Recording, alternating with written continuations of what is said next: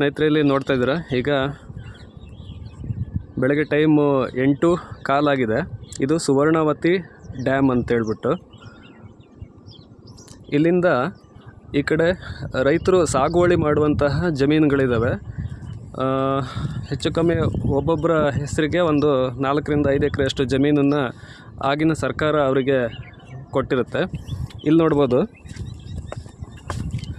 ದೊಡ್ಡದಾಗಿ ಕನ್ನಡ ಅಕ್ಷರದಲ್ಲಿ ಸುವರ್ಣವತಿ ಅಂಥೇಳಿ ಬರೆದಿದ್ದಾರೆ.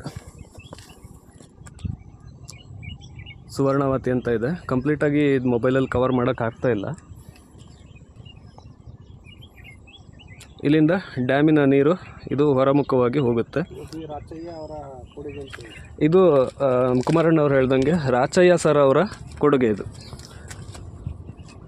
ಇಲ್ಲಿನ ರೈತರೆಲ್ಲರಿಗೂ ಅವರಿಗೆ ಚಿರಋಣಿಗಳಾಗಿರಬೇಕು. ಮಾಜಿ ಇವರು ರಾಚಪ್ಪ ಅಂತ ಹೇಳಿಬಿಟ್ಟು ಇಲ್ಲಿಂದ ಮುಂದಕ್ಕೆ ವೀರಪ್ಪನವರ ಒಂದು ಇದು ಜಾಗ ಸ್ಟಾರ್ಟ್ ಆಗುತ್ತೆ.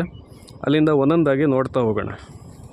ಇದು ಸುವರ್ಣವತಿ ಡ್ಯಾಮ್ ಅಂತೇಳಿ ಚಾಮರಾಜನಗರದಿಂದ ಒಂದು 10 ಕಿಲೋಮೀಟ್ರ್ ಆಗುತ್ತೆ ಅಣ್ಣ? ಇಲ್ಲ ಸರ್, 60 ಕಿಲೋಮೀಟ್ರ್, 16 ಕಿಲೋಮೀಟ್ರ್ ಆಗುತ್ತೆ. ಚಾಮರಾಜನಗರದಿಂದ 16 ಕಿಲೋಮೀಟ್ರ್ ಆಗುತ್ತೆ.